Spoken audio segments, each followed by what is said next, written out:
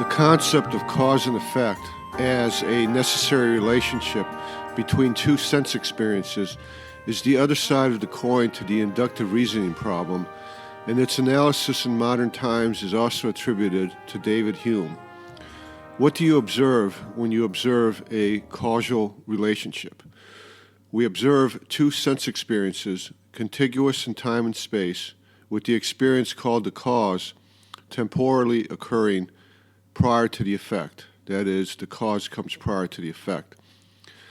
So in this observation, how is the allegedly observed cause and effect concept distinct from or in any way in addition to the observation of being contiguous in time and space with the cause coming prior to the effect, with the cause temporally occurring prior to the effect?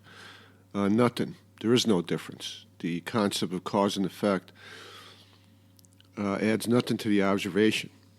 We like to think the two are somehow related, but this is simply a non-rational, non-necessary preference.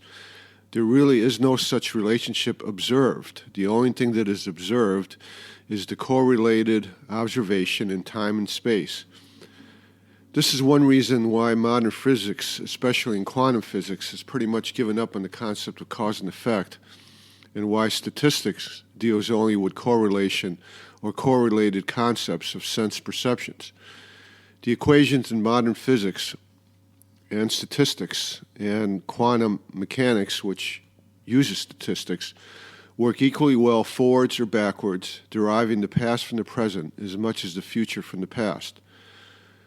Indeed, the equations of physics can even propagate spatially sideways rather than temporally forwards or backwards.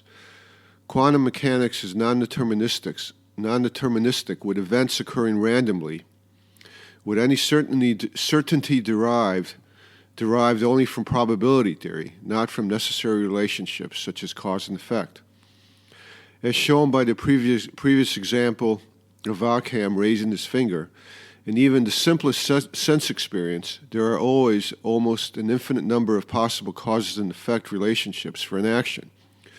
We usually assume and choose the simplest one, but to truly apply Occam's razor, as science requires be applied in order to be scientific, we need to get rid of the concept of cause and effect because it adds nothing to either the sense perception, sense experience, or observation, nor is it necessary for the scientific method to work.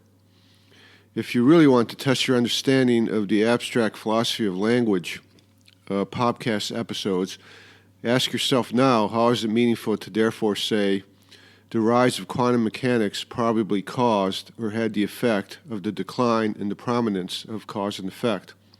The way out of this inductive reasoning and cause and effect problems was developed by the 20th century philosopher Karl Popper, the attribute of falsification. To be scientific, a hypothesis or testing need not be capable of proving truth, but must be capable of being proved false by the scientific method.